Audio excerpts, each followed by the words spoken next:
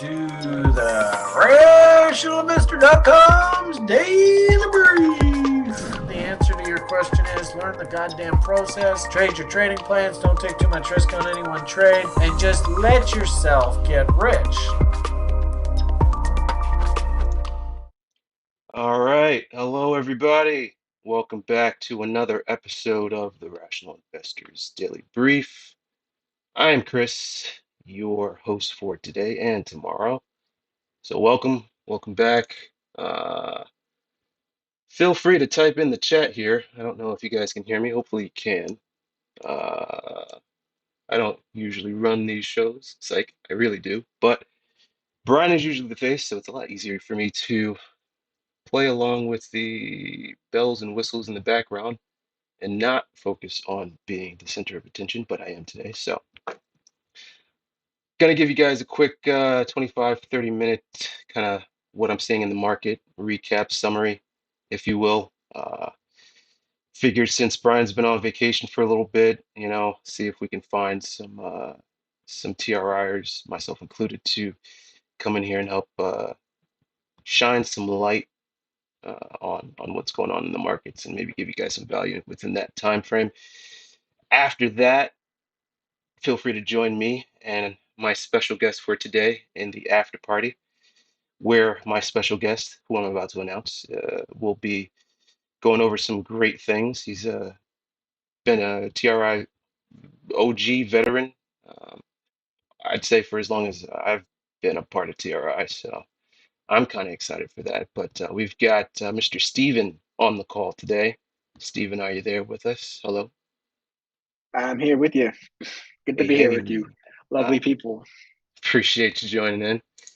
Uh, yeah. Um, I believe we call Steven our harmonics guru. Is that what you go by these days? Is that accurate? Just a fellow harmonician. I think Harmonician. that's There what you go. Igor calls us. All right, cool. Yeah. So we've got some harmonics and I don't know if you're still dabbling in the meme coin realm. I'm not at the moment, but uh, crypto seems to be kind Yeah, of we'll talk off about on that for there sure. these days. Yeah, that'll be fun. Yeah. All right. So let's continue on with the show.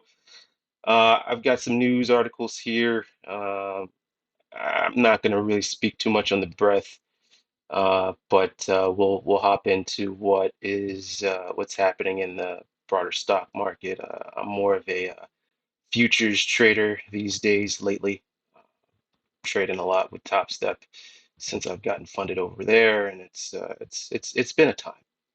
We are in the summer silly season, summer doldrums, so I think that's pretty much at play here as far as the type of liquidity that I'm seeing.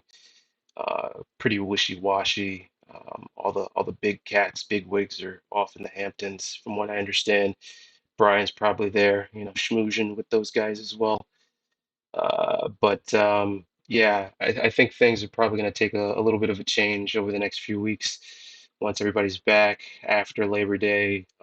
I don't know if Labor Day is a holiday outside of the US, but the US Labor Day is usually that pivot point, from what I understand. But let's head over onto the news and see what's going on. Let's actually pop over here to the news and in the TRI dashboard, see what that's saying. I don't really pay much attention to that. Hopefully my page refreshes here. I don't know what's going on with that, but let's see who we've got over there on over on YouTube. Hello, Nore. How's it going, man? Long time no talk. Feel free to drop some lines in the chat. I think we'll be taking some requests in the after party, but yeah, don't know what's going on with my screen here, so I will just jump into uh, what I've been seeing as far as news goes. I was in the Top Step, uh, what is it, Top Step TV, trading along with those guys this morning. It seems to be pretty entertaining alongside actively trading. But I was also doing some research too, kind of seeing what I was going to talk about today. And they had mentioned that this Canada railway rail strike thing that's going on between two major carriers up there in the great country of Canada, as we've affectionately heard it named by Mr. Brian Beamish, right? I think he loves that country so very much. Hey, what's going on, Connor? How's it going, man? Good to see you too. Yeah. Hello, Saint Wind, Ghost, Rocky. So that's kind of what I've been looking at, hearing lately, trying to do some research, tried to look through X, but that's a crapshoot. It's between some things. Well, I'll leave that for another time. But anyway, the railway situation seems to be a major talking point. I heard that lumber had shot up a good 1.8% last time that I was hearing about that. And I was seeing some of the futures that I trade was starting to kind of rally off of that. So I don't know if that's going to lead to some sort of supply chain disruption, um, creep back in of inflation, but we'll take a peek at the tip minus TLT chart to see what the market proxy on inflation is talking about. Elsewhere, I was seeing in my news feeds that Lukashenko was making some remarks lately, and I have been seeing that there's been some talks over there in Ukraine that, or in that region, that NATO might be joining um, in on Ukraine on the ground or something like that. Don't quote me on any of that, but I was kind of it perked my ears up a little bit to see that they were talking, how they were talking, as far as like the nuclear conversation goes. That's never a good sign. And I think I saw crude oil put in a little bit of a pivot there to the upside. So I don't know if this ratcheting up of tensions in the area is just a coincidence because of the time of year it is, election time over here in the States, or if it's something more. But that's something to keep your eyes on, as that could potentially have some kind of impact on the markets. And as market participants, we kind of want to just keep these things in front of us and make sure that we're keeping tabs on these developments. Moving on into what's happening as far as econs go. Um, we did have some numbers come out this morning. Initial jobless claims came out a little bit higher than expected. Um, I did see that, what was it, yesterday? There was a revision or preliminary revision. What is going on with my screen? What's going on here? Are one of you guys hacking my systems? Am I even still streaming? No, Uh, no, okay, yeah, I don't know I what's hear going on Steven. there. Steven hears me. I don't know what's going Yeah. on with the, maybe it's my, whoops, I accidentally Would closed it out destroy something. everything if you closed your browser and opened it back up? Yeah, I think it's my browser. Yeah. Uh, let's see, how many of these do I have open? Might lose my video feed here, but let's see what happens. Uh, and it took all that time to get all that stuff Yeah, that's how it goes. prepared for you guys. Okay, so that's working. I gotta get my trading view up now. It's probably because I have so many things running. I can actually hear the fans on my laptop spinning pretty quickly. But let's get back to the charts and to what we were talking about. Econ wise, like I said, initial jobless claims came out higher than expected. Looks like they were expecting 230,000. It came up 2,000 more than what was projected. Chicago Fed National Activity Index came out higher than previous, and it looks like slightly, oh, sorry. Uh, yeah, higher than previous, but lower than what was expected. Don't know if that has any major impacts on what I've been seeing today in the markets, but who knows? Those preliminary jobless or jobs numbers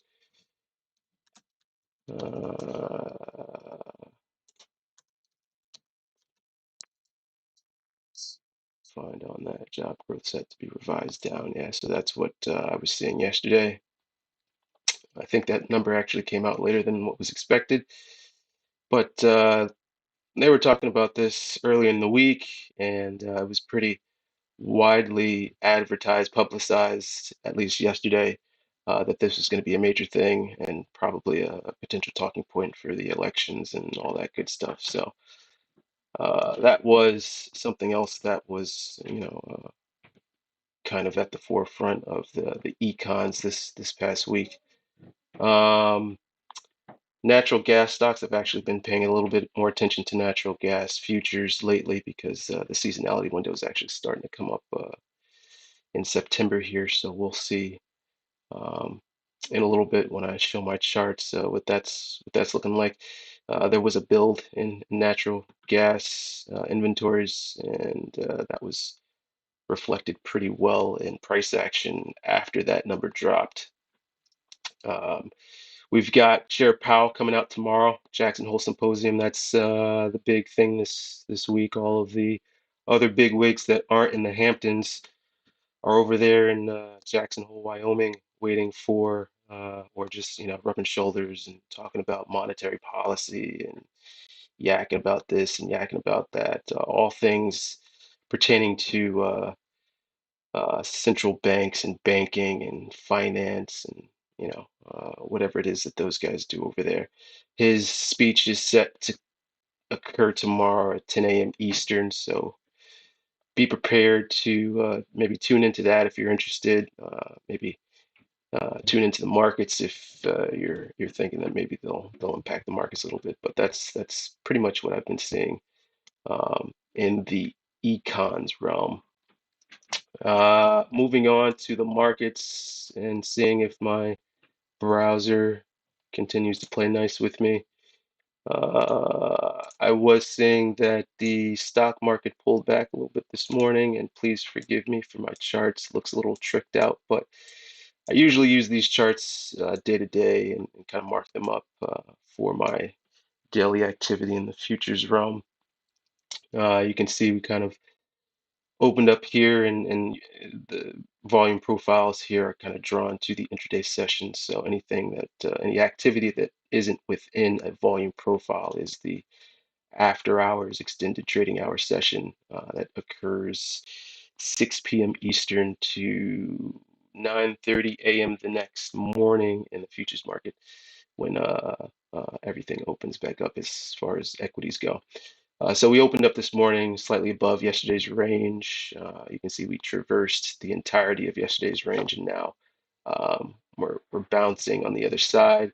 Um, quite the pullback. You can see we've come up against some bearish divs on the 30-minute. That's what we're looking at here, and quite some divs on the 4-hour from that very large market structure bottom over the past few weeks or a few weeks ago um, at the beginning of August. We've kind of made our way up here, traded against that significant pullback that we had at the beginning of the month, and we're coming up against some chaos levels here, 2.618, and bouncing nicely off of it. Again, those bearish divs are starting to confirm. Not all of them, but maybe after the next few hours, after this session closes today, maybe those will confirm a little bit more. Those will confirm. I could definitely see us pulling back a little bit, maybe coming back against the 200 period moving average down here, this yellow line. Um, Maybe filling in some of the gappage. I think we've gapped up over the past few sessions, maybe potentially, maybe not. This is the 4-hour, so let's see what we've got here. I think we have what ICT traders would call a fair value gap here from the 15th of August.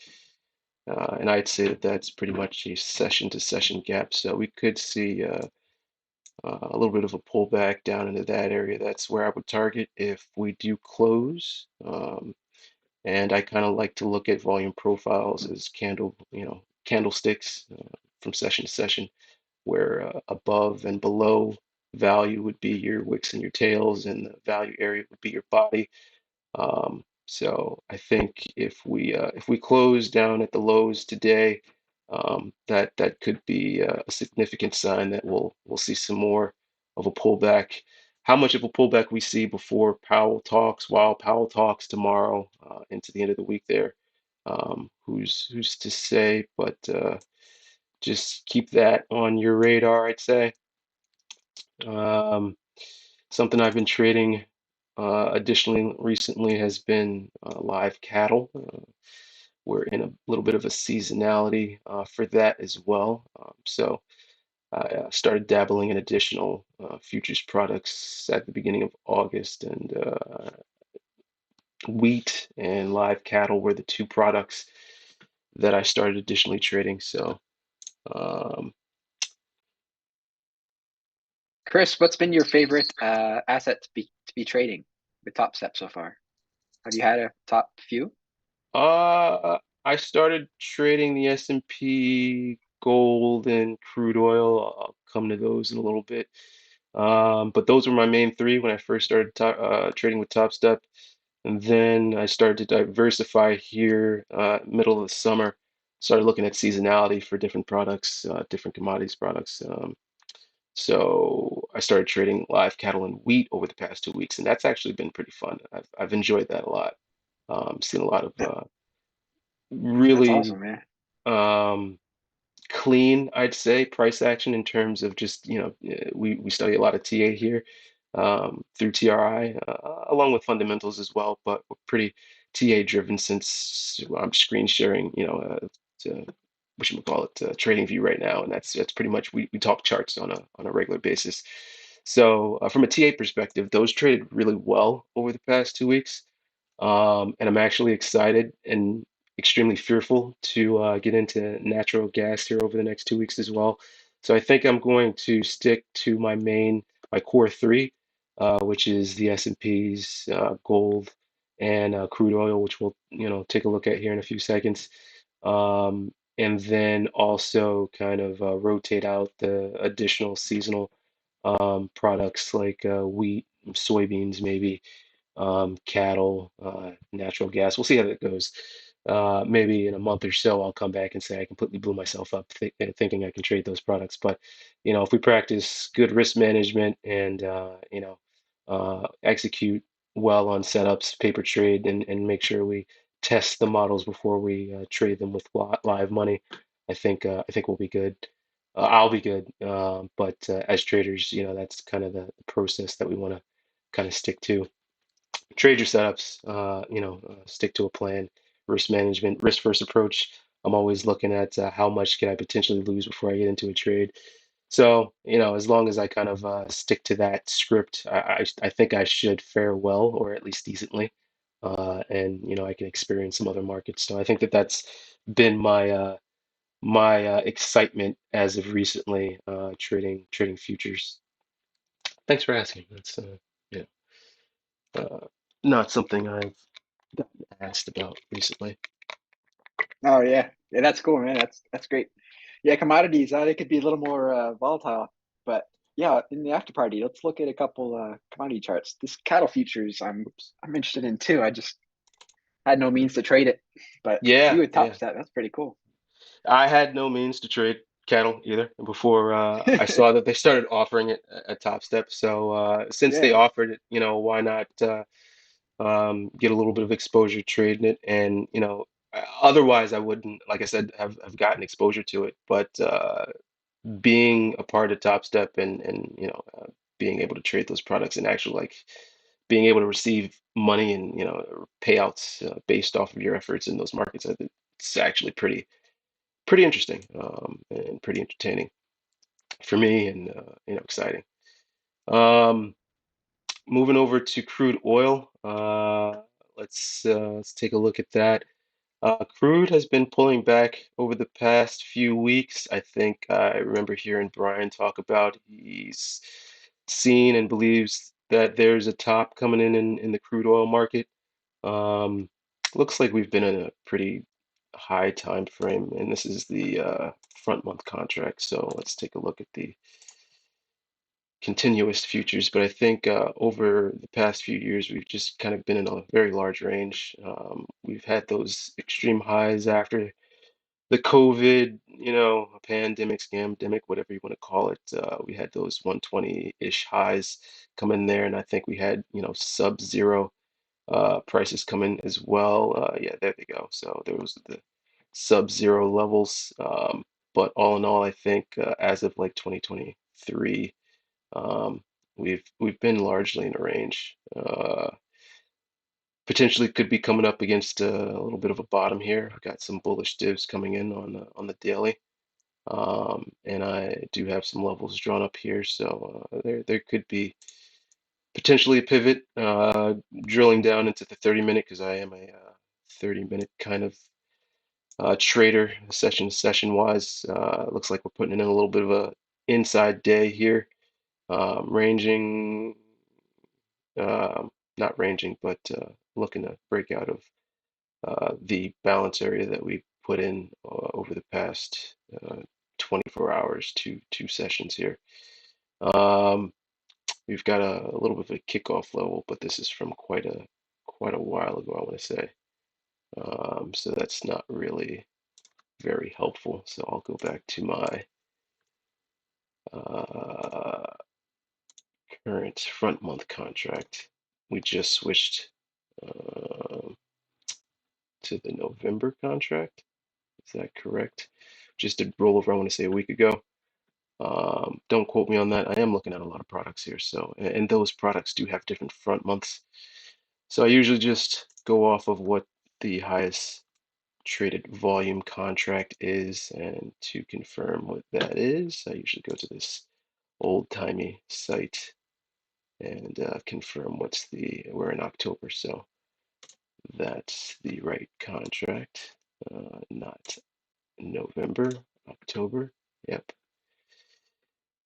So we are trending higher on the day, coming up against the 200 period moving average here on a 30-minute. Naked POC here at 73.65 could see a little bit of resistance there. But I did not take any trades here in crude. Um, Not sure if any of the geopolitical tensions have anything to do with, a little bit of a change in the direction that we've seen uh, out of the past few sessions, which has been pretty much to the downside, trading below this 200 period moving average. Um, Not sure if any of the Iran Palestine war issues are going to contribute to higher prices here or change the direction, but also something to keep on your radar if you are a crude oil trader. Uh, Seem to be getting a little bit long-winded, so I'm going to move on here a little bit more quickly. We've still got to talk about crypto. Um, Wheat, also what I was, mentioning when Stephen asked me what products I like to trade over at Top Step. Wheat has been another one on my radar. I've been paying attention to the seasonality here in the commodities markets, and we're in a little bit of a seasonal window here for wheat between June and September 7th. So that's what got me trading wheat as well as live cattle. I'll probably stop trading wheat here and probably post Labor Day and start to switch over to natural gas, aka the Widowmaker. So wish me luck there.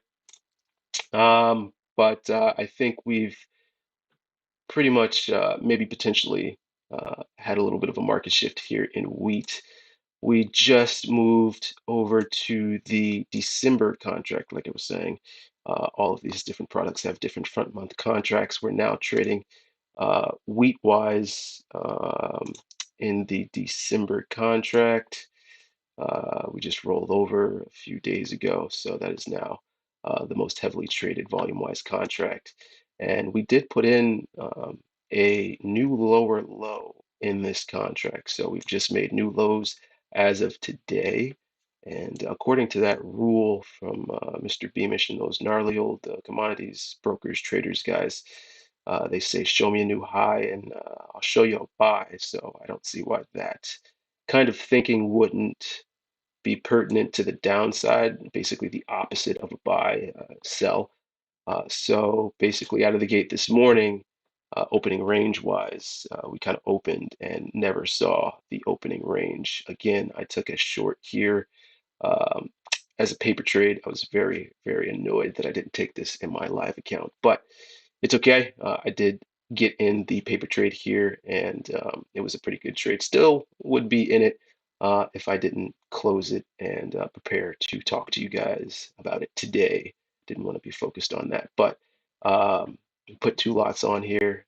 Nice, probably about a $300 $400 trade.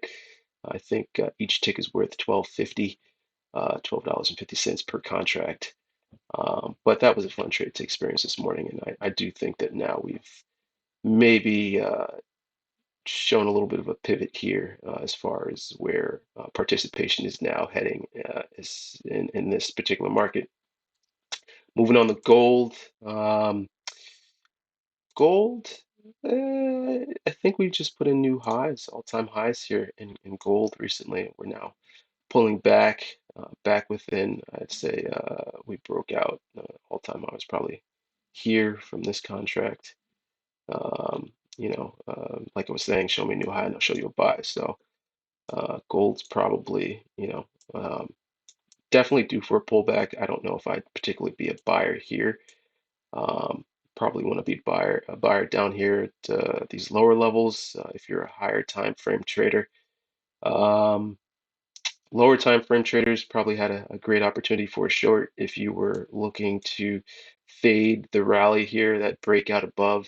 Um, if you pay attention to market profile or anything like that. And side note, we do have a guest speaker coming on tomorrow to talk to us a little bit more about market profile. But if you're a market profile follower, um, you might be familiar with the balance rules, and if we break out of a balance area, I'd say that area of balance may have been high 25.38 and a low of 23.99, 2400.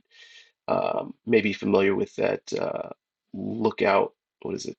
There's balance rules, and if anybody wants to know what where I get a lot of my resources and terminology from a day trading perspective. I use this shadowtrader.net website that has a lot of the terminology that comes out of Mind Over Markets, which is a book by Jim Dalton, which pretty much focuses on market profile and how to interpret markets session to session intraday wise by looking at market profile. So what is it? Balance rules. This was a look above and fail, in my opinion, and I like to see um, if we meet any of these conditions when we break out of a balanced area to see if there might be any opportunity to, take some trades. And any traders that were maybe tuned into that may have saw that we kind of popped out above for a session, above the highs, and then the subsequent session, we didn't really have much follow through.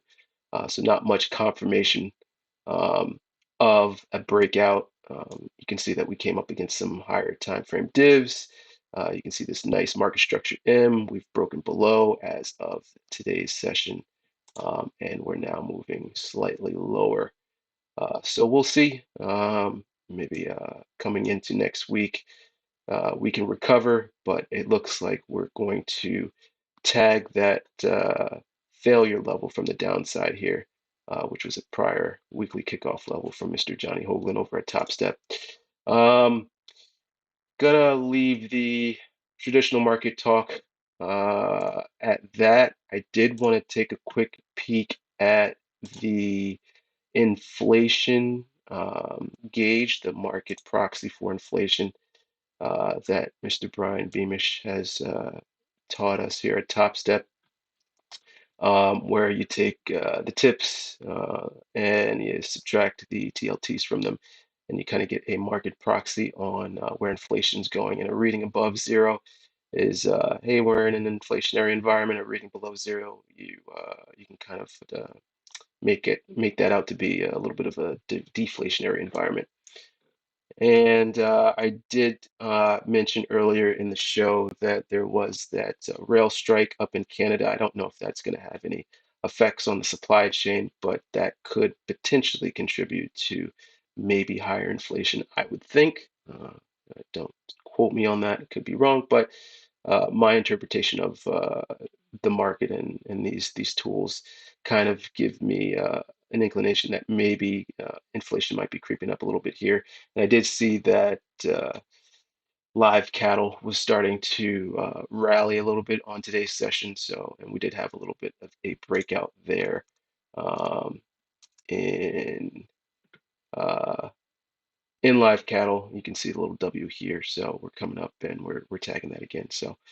Uh, Who's to say? We'll have to see over the next coming sessions what that really turns out to be. Could be a big nothing burger, but something to keep on your radar as well. Heading over to Bitcoin and crypto and such. Not much happening in the crypto realm from my perspective. Uh, as far as year-to-date activity, and if you were in the buying camp. Um, I could see that, that rally out of the gate, first 3 months of the year. Maybe you say, hey, I wanted to be a buyer and missed it. Pullbacks are buying opportunities. Well, you've certainly got your pullbacks. And, I guess little old ladies would potentially be rewarded in the long term, if you're a long-term, bull in the crypto story and the technology behind some of the more FA-driven names like Bitcoin, Ethereum, Chainlink, all those good things, but nothing for me to get excited on here. Um, Look at that walk here at 32. Yeah, I could definitely see us coming back here. I've got some levels down here that we could potentially come back and tag. Any of these breakout levels definitely would be targets in the short term. Um, you can see we tagged this first breakout from January, and this breakout down here around, like Cotter was mentioning, um, 32, 33, 34 area. Um, would be a very, very decent target, I guess, if you were targeting downside objectives. We've still got some chaos theory levels in play. We've shot up and tagged blue past 2.618 off of this pretty wide W from last year. We formed over last year, but generally, you probably take another. I think that was generally the same size. Yeah. So um, not much to get excited about here in Bitcoin, personally speaking.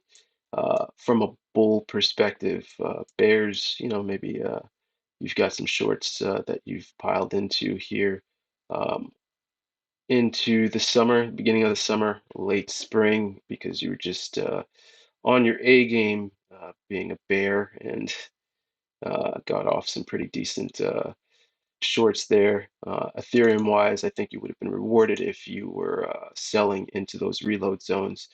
We haven't made new highs here, but again, nothing for me to get excited about. If anything, we're kind of in the middle of a range. I could definitely tag some of these lower levels we've already tagged. Uh, Market structure W breakout, weekly W that we formed last year. Binner cycle bottoms and such.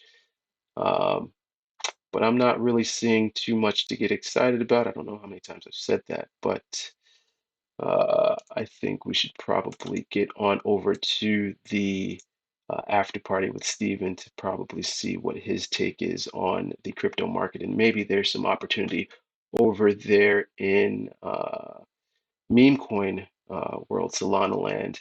And I'll probably refrain from talking about Solana here in the public show Aave is one of those names that I actually really like. I was kind of in before they turned into Aave when they were ETH Lind, and I had a big whack of them, I want to say, into that 2021 peak.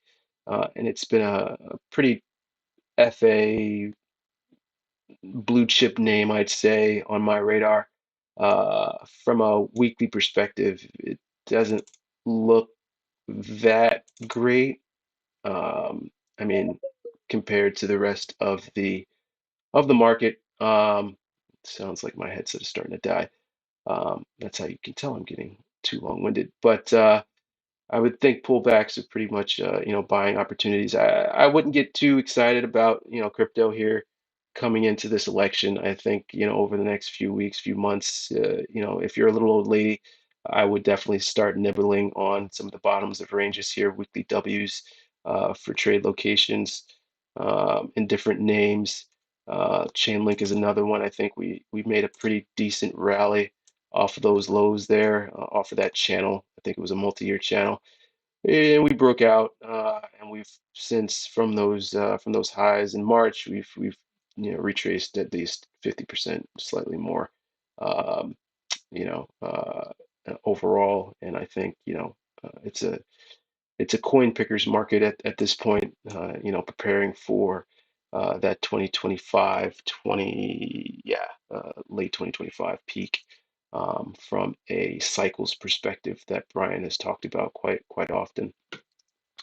Um, ETH is still adding on 60K ETH a month since merged, just an FYI. ETH is still adding on 60K ETH a month since the merge, just an FYI.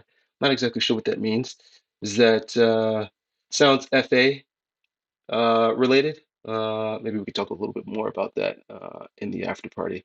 But I think I'm going to leave the public broadcast at that. I've been rambling a little bit too much there.